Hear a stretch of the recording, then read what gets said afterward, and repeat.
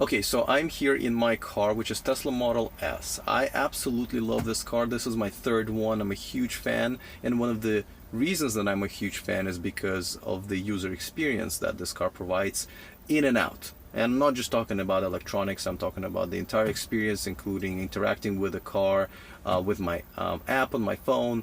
And so, it's been a pleasure. But recently, they have updated their user interface for their large screen. And even though I didn't think that was a big improvement, it really wasn't a big step back either.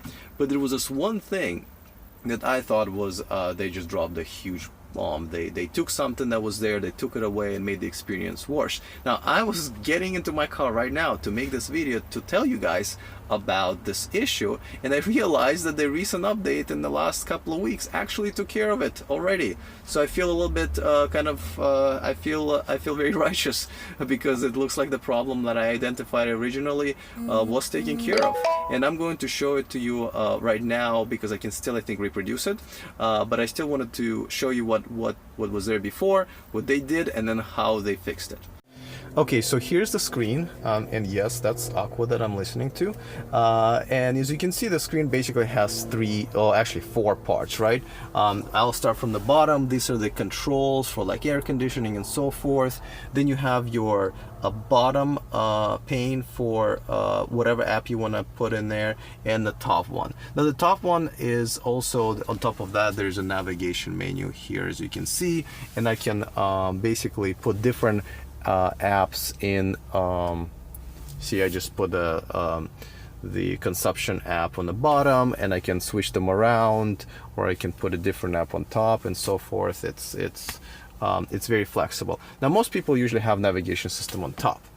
Now, as you can see right now, the top menu is present at all times, and that's how it was in the first, I believe, 7 versions. But recently, as soon as you stop touching the screen, after a couple of minutes, a couple of seconds, this would happen. Now, as you can see, I just had to tap it in order to get rid of the menu, but this is the fix. This used to happen on its own after their latest update. And of course, it would take away my ability as I'm driving to quickly access the apps. And the way to bring them back would be to tap on the screen, which is a lot of times kind of a no-no, because a lot of times the screen will start doing crazy things like zooming in and out or giving you information about the spot where you touched, right? So it was pretty counterintuitive. And besides the menus, you can see it would take away the zoom in and zoom out and other controls of the map that you actually need to access relatively often. At least I do.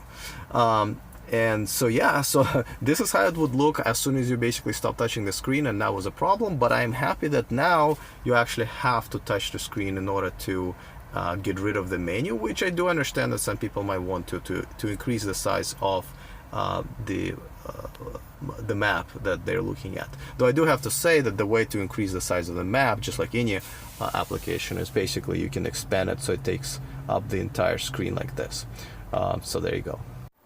Okay, so I hope you guys enjoyed this video and saw how the UX evolved, and that there are some companies that do actually listen to their customer feedback, and they actually do try their best and fix the problems when they actually come up with them. And this one took only about a month to actually reverse, which I'm very happy. And this is the reason I love Tesla, because they rarely make a mistake, but when they do, they fix it. So I am a happy customer, and I'm definitely a happy UX designer too.